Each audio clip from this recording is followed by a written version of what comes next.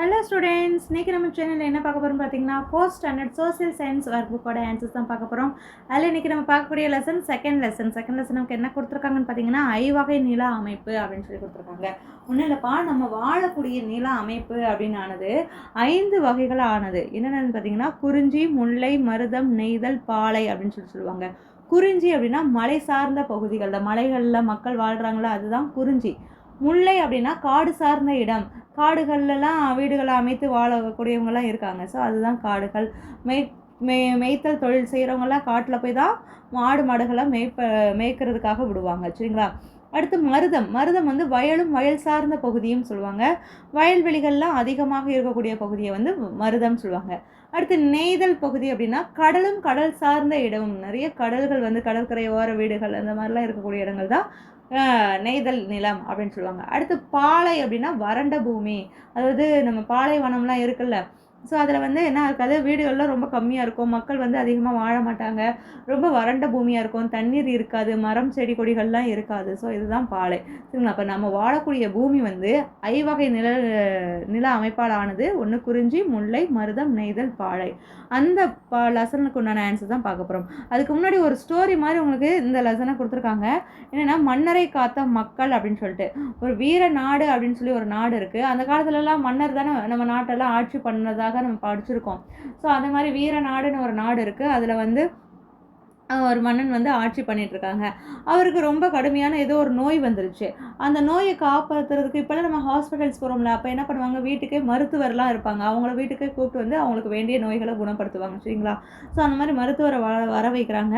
வர வச்சாங்கன்னா அவர் வந்து பார்த்துட்டு, இதுக்கு வந்து நிறைய பொருட்கள் வேணும், என்னோட ஓலைச்சுவடியில் நிறைய குறிப்புகள் இருக்குது, அந்த பொருட்கள்லாம் எடுத்துகிட்டு வந்தால் தான் இவரை காப்பாற்ற முடியும் அப்படின்னு சொல்லிட்டாரு. அப்போ அரசி என்ன பண்ணுறாங்க, அவங்களோட பசங்க இளவரசன் இளவரசி அப்படி தானே இப்போ சொல்லுவாங்க, அவங்க 2 பேரையும் வர வச்சு, இந்த மாதிரி இந்த ஓலைச்சுவடியில் இருக்கக்கூடிய குறிப்புகளை படி நீங்கள் அந்த மருத்துவங்களை எடுத்துகிட்டு வாங்க அப்படின்னு சொல்லி சொல்கிறாங்க. உடனே 2 பேர் வாங்குறாங்க. யார் இளவரசியும் இளவரசனும் அந்த குறிப்புகளை வாங்கிட்டு அவங்க சில வீரர்களோட கிளம்பி போகிறாங்க. போகும்போது இளவரசர் வந்து மேற்கு திசை நோக்கியும் இளவரசி வந்து கிழக்கு திசை நோக்கியும் போகிறாங்க. ஃபஸ்ட்டு இளவரசர் எந்தெந்த இடங்களுக்கெல்லாம் போயிருக்காரு அப்படின்னு சொல்லி பார்க்கலாம். ஃபஸ்ட்டு இளவரசருக்கு உண்டான குறிப்பு என்னென்னா, உயரமான இடத்தினிலே உச்சியிலே கிடைத்திடும் ஆளுக்கு எட்டாத கூட 1000 வீரர்கள் கட்டிய வீடு. உயரமான இடம் அப்படின்னாலே அது மலை சார்ந்த பகுதியாக தான் இருக்கும். அது எங்கே கிடைச்சிடும்னா உச்சியில் கிடைத்திடும் பொருள். அந்த பொருள் வந்து அது வந்து 1000 பேர் கட்டிய வீடாக, ஆனால் என்னது ஆள் யாரும் எட்டாத ஒரு இடத்துல இருக்கும் அப்படின்னு சொல்லி அந்த குறிப்பில் இருக்குது. அப்போ அது வந்து மலைப்பகுதியில் போய், மலைப்பகுதி வந்து குறிஞ்சி நிலம் தானப்பா, அங்கே வந்து முருகனை வந்து தலைவனாக சாமி கும்பிடுவாங்க. முருகன் தான் அந்த குறிஞ்சி நிலத்துக்கு தலைவராக இருப்பாங்க. அங்கே வந்து குறிஞ்சி யாழ் அப்படின்ற ஒரு இசையை தான் மீட்பாங்க. இசை கருவிகள்லாம் குறிஞ்சியால் தான் வாசிப்பாங்க.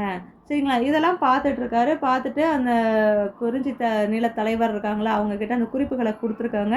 அந்த குறிப்பில் இருக்கக்கூடிய பொருள் எனக்கு வேணும்னு சொன்னியும் அவர் வந்து அதுதான் மலைத்தேன், நாங்கள் எடுத்துகிட்டு வந்து உங்களுக்கு கொடுக்குறோம் அப்படின்னு சொல்லியும் அவர் வந்து மலைத்தேன் எடுக்கிறாங்க பாருங்கள், எடுத்துகிட்டு வந்து அவர்கிட்ட இளவரசர்கிட்ட கொடுத்துருக்காரு. அதை வாங்கிட்டு ரொம்ப நன்றின்னு சொல்லிட்டு அவர் வந்து கிளம்பிடுறாரு. அடுத்த குறிப்பு என்ன கொடுத்துருக்காங்கன்னா, கரடி முயல் வாழும் இடம், கொஞ்சம் கிளி கொத்தும் பழம், வெளியில் பச்சை உள்ளே சிவப்பு, குட்டி விதைகள் கொட்டி கிடக்கும் பழமும் இலையும் மருந்தாகும். இப்போ வெளியில் பச்சையாக இருக்கும், உள்ள சிவப்பாக கொட்டைகள் இருக்கும். அப்படின்னா என்ன பழமாக இருக்குது அப்படின்னு பார்த்தீங்கன்னா, கிளி வந்து ரொம்ப விரும்பி சாப்பிடும். என்ன பழம்னா கொய்யா பழம். சரிங்களா? இந்த குறிப்பை பார்த்துக்கிட்டே அவர் வந்து போகிறாரு. அது வந்து காடும் காடு சார்ந்த இடம். அங்கே வந்து அந்த மேய்ச்சர்கள்லாம் ஆடு மாடுகள்லாம் மேய்ச்சிட்டு இருக்காங்க. அவங்கக்கிட்ட போய் இந்த குறிப்பை காமிக்கிறாரு. இது வந்து தெரியும் அப்படின்னு சொல்லிட்டு இவர் வந்து சொல்கிறார், இது என்ன பழம் அப்படின்னோடனையும் எங்களுக்கு தெரியும் அப்படின்னு சொல்லிட்டு அந்த பழத்தை வந்து கொய்யா பழம், நான் வந்து இதை எடுத்து தருகிறேன், எங்களோட திருமால் கோயிலுக்கு அருகில் தான் இந்த மரம் இருக்குது. ஏன்னா காடும் சார்ந்த நிலம், அந்த முல்லை நிலத்தை வழங்கக்கூடிய தெய்வம், அந்த நிலத்தில் வழங்கக்கூடிய மக்கள் வந்து எந்த தெய்வத்தை வணங்குவாங்கன்னா திருமாலை தான் வணங்குவாங்க. சரிங்களா? அந்த திருமலை கோயிலுக்கு பக்கத்தில் தான் இருக்குது, நான் வந்து எடுத்து தரேன் அப்படின்னு சொல்லிட்டு அவர் போய் எடுக்கிறாரு. அப்போ அங்கே வந்து சில பெண்கள் முல்லை யாழ், எப்படி நம்ம வந்து குறிஞ்சி நிலத்தில் குறிஞ்சி யாழ் வந்து இசைக்கருவியை வந்து வாசிச்சுட்டு இருந்தாங்களோ, அதே மாதிரி முல்லை நிலத்தில் முல்லை யாழை வந்து வாசிச்சுட்டு இருக்காங்க. அங்கே மேய்ச்சல் தொழில் தானே பண்ணுறாங்க. அப்போ வந்து ஆடு மாடுகள்கிட்ட இருந்து பசும் பால் நெய் எல்லாம் இருக்குல்ல, அதிகம் கிடைக்கும் தானே, அதெல்லாம் இவருக்கு இளவரசருக்கு பரிசாக அனுப்பி கொடுக்குறாரு. சரிங்களா? அதை வாங்கிக்கிட்டு இளவரசர் ரொம்ப சந்தோஷமாக கிளம்புறாரு. அடுத்த குறிப்பை இளவரசர் படிக்கிறார். அது என்ன இடம்னா, காடும் மழையும் காய்ந்திருக்கும், கள்ளிச்செடி வளர்ந்திருக்கும், கழுகும் கூட காத்திருக்கும், இழுப்பை பூவும் பூத்திருக்கும், பூத்த பூவை பறித்திடு, இன்றை நீயும் வந்திடு. இதுதான் குறிப்பு. அப்போ காடும் மழையும் காய்ந்திருக்கும், காஞ்சு போயிருக்கும். இப்போ காஞ்சு போனதுனாலே வறண்ட நிலம். வறண்ட நிலம்னா பாலை நிலம். அப்போ பாலை நில பகுதிக்கு போகிறாங்க பாருங்கள். எல்லாம் வறட்சியாக இருக்குது பாருங்க. நீர் எதுவுமே இருக்காது, மரங்கள் தண்ணி எதுவுமே இருக்காது. கழுகெல்லாம் அங்கே வானத்தில் வட்டமிட்டுக்கிட்டே இருக்கும். அப்போ அந்த இடத்துல அந்த நிலத்தில் வாழக்கூடிய மக்களை என்னன்னு சொல்லுவாங்கன்னா எயினர்கள் சொல்லுவாங்க. என்னன்னு சொல்லுவாங்க? எயினர்கள். அவங்க வந்து இந்த அரசரை பார்த்து வணங்குறாங்க பாருங்கள். வணங்கிட்டு உங்களுக்கு என்ன தேவை அப்படின்னு சொல்லி கேட்டோனையும், எனக்கு இதில் இருக்கக்கூடிய குறிப்பில் இருக்கக்கூடியது வேண்டும். அப்போ குறிப்பில் என்ன இருக்குது? இழுப்பம்பூ இருக்குது. அந்த இழுப்பம்பூ வந்து அவங்களோட கொற்றவை கோயில், அதாவது பாலை நில மக்கள் வணங்கக்கூடிய தெய்வம் எதுனா கொற்றவை. எப்படி வந்து குறிஞ்சி நில மக்கள் வந்து முருகனை வழிபடுறாங்க, முல்லை நில மக்கள் திருமாலை வழிபடுறாங்க, அதே மாதிரி பாலை நில மக்கள் கொற்றவை என்ற தெய்வத்தை வழிபடுவாங்க. அந்த கோவிலுக்கு பக்கத்தில் தான் இந்த இழுப்பம்பூ இருக்குது, நான் வந்து பறித்து தரேன் அப்படின்னு சொல்லிட்டு அந்த இழுப்பம்பூவை பறித்து தராங்க. அவங்க வந்து எடுத்துக்கிட்டு கிளம்புறாங்க. சரிங்களா? அந்த 3 குறிப்புகளையும் இளவரசர் கண்டுபிடிச்சி எடுத்துட்டார். இளவரசி அடுத்து பார்க்கலாம். இளவரசி என்ன பண்ணுறாங்க அப்படின்னா, ஒரு குறிப்பை படிக்கிறாங்க. நாரை நிற்கும் வயல் அருகே எருமை குளிக்கும் குளத்து நிலை, பூத்திருக்கும் குவளையை வாடாமல் எடுத்துட்டு வா. இப்போ பூத்திருக்கக்கூடிய குவளை மலரை வந்து அவங்களுக்கு தேவை. அப்போ அவங்க என்ன குறிப்பு கொடுத்துருக்காங்க? நாரை நிற்கும் வயல் அருகே. வயல் கொடுத்துட்டாங்களா? அப்போ வயலும் வயல் சார்ந்த இடம் எதுப்பா? மருத நிலத்துக்கு செல்கிறாங்க. மருத நிலத்தில் போய் மருத நில தலைவர்களை அங்கே வந்து நிறைய பேர் பாருங்க, வயக்காடு இருக்குது, குளம் இருக்குது, உழவு தொழிலெலாம் செஞ்சிட்ருக்காங்க. சரிங்களா?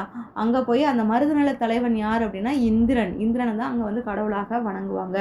அவங்களுக்கு இந்த உதவியினையும் அவர் வந்து என்ன பண்ணுறாரு? குவளை மலரை எடுத்துகிட்டு வந்து இளவரசிக்கு கொடுக்குறாரு. இளவரசியும் அதை வாங்கிக்கிட்டு கிளம்பிட்டாங்க நன்றி சொல்லிட்டு. அடுத்த குறிப்பை படிக்கிறாங்க.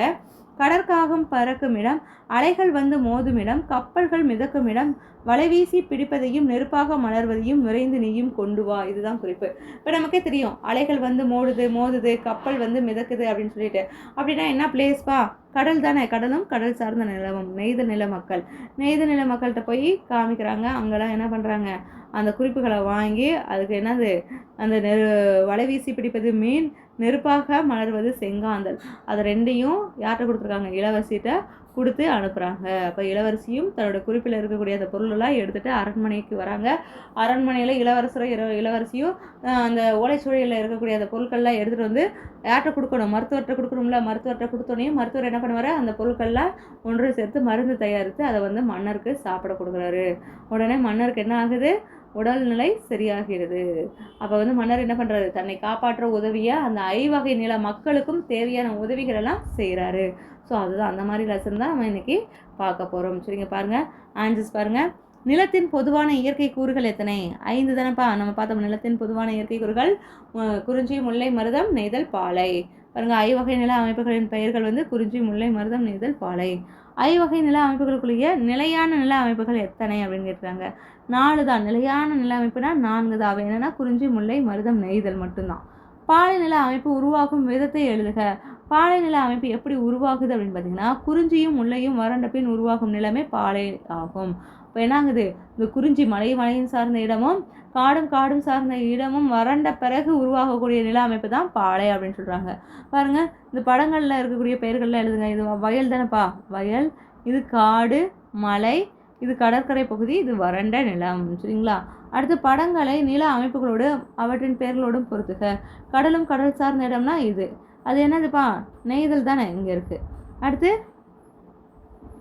அப்புறம் வறண்ட நிலப்பகுதி பாலை எங்கே இருக்குது? இந்த இருக்குது. அடுத்து காடு சார்ந்த இடமும் முல்லை தானே, இங்கே முல்லை இங்கே இருக்குது. அது அப்படியே மேட்ச் பண்ணிடுங்க. அதுக்கடுத்து மலை சார்ந்த இடமும் அப்படின்னா குறிஞ்சி. அவனோட மலை இருக்கா? குறிஞ்சி எங்கே இருக்குது? இந்த இருக்குது பாருங்கள், குறிஞ்சி. அடுத்து வயல் சார்ந்த இடமும், வயல் எங்கே இருக்குது? இங்கே இருக்குது. மருதம், வயல் சார்ந்த இடமும்.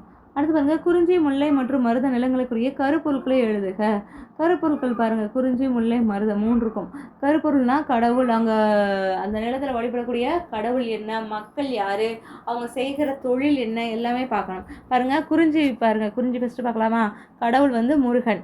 மக்கள் அவங்கள வந்து எப்படி கூடுவாங்கன்னா குறவர் குறத்தியர்னு கூடுவாங்க. அவங்க செய்யக்கூடிய தொழில் வேட்டையாடுதல், தேன் மற்றும் கிழங்கு சேகரித்தல். அங்கே பூக்கக்கூடிய பூ குறிஞ்சி மலர். மரம் என்ன மரம் இருக்குன்னா மூங்கில், வேங்கை. விலங்கு வந்து குரங்கு, மான். பறவை மயில், கிளி. இசைக்கருவி வந்து குறிஞ்சியால், நம்ம சொன்னோமா இது குறிஞ்சியால் மீட்டுவாங்க அப்படின்னு சொல்லிட்டு. அதுக்கடுத்து பாருங்கள், முல்லை நிலத்தில் பாருங்கள், கடவுள் திருமால், மக்கள் இடையர் இடைச்சியர், தொழில் வந்து கால்நடை மேய்த்தல், பழங்கள் சேகரித்தல், திணைப்பயிர் வளர்த்தல், மலர் முல்லை மலர், மரம் வந்து கொய்யா மரம் இருக்கும். அது மாதிரி விலங்குகள் பார்த்திங்கன்னா கரடி முயல் வாழும், பறவை வந்து கிளி இருக்கும். அடுத்து இசைக்கருவி முல்லை யாழ். சரிங்களா? அடுத்து மருத திணையில் வந்து கடவுள் இந்திரன், மக்கள் உழவர் உழத்தியர்னு சொல்லுவாங்க. தொழில் உழவு தொழில் தானேப்பா செய்வாங்க. அதே மாதிரி அங்கே விளையக்கூடிய மலர், அந்த குளத்தில் பூக்கக்கூடிய மலர் என்னது? தாமரை குவளை. மரம் வந்து காஞ்சி மருதம். விலங்கு வந்து அங்கே எருமை என்ன செய்யும்? நீர்நிலைகளில் குளிச்சுட்டு இருக்கோம். அதுதான் மருத நிலத்துக்கு எடுத்துக்காட்டாக சொல்லுவாங்க. அங்கே இருக்கக்கூடிய பறவை நாரை வந்து குளத்தில் நிற்கும். இசைக்கருவி வந்து மருதையாள். சரிங்களாப்பா? அடுத்து பாருங்கள், மெரினா கடற்கரைக்கு ஒரு இயற்கையான கடற்கரை ஆகும். மெரினா கடற்கரை நீளம் வந்து 13 கிலோமீட்டர். எவ்வளோ நீளம்? 13. மெரினா கடற்கரை எங்கே இருக்குது? சென்னை நகரில் அமைந்துள்ளது. மெரினா கடற்கரையின் அமைவிடம் பற்றி எழுதுகன்னு சொல்லி கொடுத்துருக்காங்களா? இந்தியாவின் கிழக்கு கடற்கரையில் வங்காள விரிகுடாவை ஒட்டி வடக்கே புனித ஜார்ஜ் கோட்டை முதல் தெற்கே பட்டினப்பாக்கம் வரை அமைந்துள்ளது தான் இது, இந்த மெரினா கடற்கரை. அடுத்து பாருங்க, நெய்தல் பாலைக்குண்டான கருப்பொருட்கள். நெய்தல் நில மக்கள் வழிபடக்கூடிய கடவுள் வருணன், மக்கள் பரதவர், தொழில் மீன் பிடித்தல், மலர் செங்காந்தல், மரம் புன்னை, விலங்கு வந்து மீன், பறவை கடற்காகம், இசைக்கருவி விளிரியாள்னு சொல்லுவாங்க. அதே மாதிரி பாலைநில மக்களோட கடவுள் வந்து கொற்றவை, அங்கே இருக்கக்கூடிய மக்கள் எயினர் ஏற்றியர், தொழில் ஆணிரை கவர்தல். ஆணிரை கவர்தல் அப்படின்னா பசு மாடுகள்லாம் இருக்குல்ல, அதெல்லாம் திருடிட்டு வந்துடுவாங்க, அதுதான் ஆணிரை கவர்தல். அடுத்து மலர் வந்து கள்ளி இழுப்பை, மரம் உளிங்கை பாலை, விலங்கு வந்து புலி யானை, பறவை கழுகு, இசைக்கருவி வந்து பாலை ஆள். சரிங்களா? அடுத்து பாருங்கள், இந்த லெசனில் இருக்கக்கூடிய வளரறி மதிப்பீடு. பாலன் பள்ளி செல்லும் வழியில் உழவரும் உழத்தியரும் முழும் நிலத்தை கடந்து செல்கிறான் எனில் அவன் கடந்து சென்ற நில அமைப்பு மருதம் தானப்பா, அதுதான் வயலும் வயல் சார்ந்த இடமும். அடுத்து கழுகு புலி எயினர், இந்த கருப்பொருட்களுக்குரிய நில அமைப்பு பாலை. அப்புறம் நெய்த நிலப்பகுதியின் தொழில் மீன் பிடித்தல். தவறான கூற்று எது அப்படின்னா, குறிஞ்சி நில மக்கள் பரதவர் அப்படின்னு சொல்லுவாங்க. நெய்தல் நில மக்கள் தான் பரதவர், குறிஞ்சி நில மக்கள் கிடையாது. சரிங்களா? அடுத்து பாருங்க, குறிஞ்சி நில மக்களின் தொழில் எது அப்படின்னா தேன் மற்றும் கிழங்கு சேகரித்தல். அடுத்து பாலை நிலத்தின் மலர் எதுனா கள்ளி. அடுத்து கயல்வெளி வீட்டில் விளரியால் இருக்கிறது. அந்த யாழ் எந்த நில அமைப்பிற்கு உரியதுன்னா நெய்தல் நில அமைப்பில் தான் விளரியால் வாசிப்பாங்க. அடுத்து வேறுபட்ட ஒன்று அப்படின்னா எயினர், ஏன்னா குவளை இழுப்பை செங்காந்தல் இதெல்லாம் எங்கேப்பா இருக்கும்? மருத நிலத்தில், சாரி நெய்தல் நிலத்தில் இருக்கும். இதெல்லாம் பூக்கள்ப்பா. குவளை இழுப்பை செங்காந்தல்னா பூ. எயினர் அப்படின்னா அது வந்து மக்கள். அடுத்து பாருங்கள், கரடி முயல் வாழும் இடம், இத்தொடர் குறிக்கும் நில அமைப்பு முல்லை. அடுத்து குறிஞ்சியும் முல்லையும் வறண்ட பின் உருவாகும் நில அமைப்பு பாலை. சரிங்களா? இதோட இதில் இருக்கக்கூடிய வளரறி மதிப்பீடு பார்த்தாச்சு. இங்கே இருக்கக்கூடிய மாத தேர்வு பாருங்கள். இந்த பத்தியை ரீட் பண்ணிவிட்டு கீழே கேட்கப்பட்டுள்ள வினாக்களுக்கு விடையளிக்கணும். பாருங்கள், குமுதா உழவர் திருநாளை கொண்டாட பாட்டியின் ஊருக்கு சென்றால் அத்திருநாள் சங்க காலத்தில் எவ்வாறு அழைக்கப்பட்டதுன்னா அறுவடை திருநாளாக அழைக்கப்பட்டது. அடுத்து இப்பத்தியில் குறிப்பிடப்படாத நிலப்பகுதிகள் எவைனா குறிஞ்சி முல்லை பாலை. மருதம் வந்து நாரை இருக்கும், நெய்தலில் கடற்காகம் இருக்கும். சரிங்களா? கடற்காகம். அடுத்து நெய்தலில் மீன்பிடி தொழில் இருக்கும், குறிஞ்சியில் தேன் சேகரித்தல். அடுத்து சங்ககாலம் முதல் இன்று வரை பயிரிடப்படும் தானியங்களின் தொகுப்பை தேர்ந்தெடுக்க. அப்போ இருந்து இப்போ வரை எதெல்லாம் பயிரிடுறாங்க அப்படின்னா நெல், கரும்பு, திணை. சரிங்களாப்பா? இதோட இந்த லெசனுக்கு உண்டான ஆன்சர்ஸ்லாம் கம்ப்ளீட் பண்ணியாச்சு. இதுலேயும் வளரறி மதிப்பீடு அப்புறம் மாத தேர்வு ரெண்டையுமே நம்ம முடிச்சாச்சு. இதில் ஏதாவது டவுட்ஸ் இருந்துச்சுன்னா நம்ம கமெண்ட் செக்ஷனில் கமெண்ட் பண்ணுங்கள். ஓகே குட்டீஸ், தேங்க்யூ.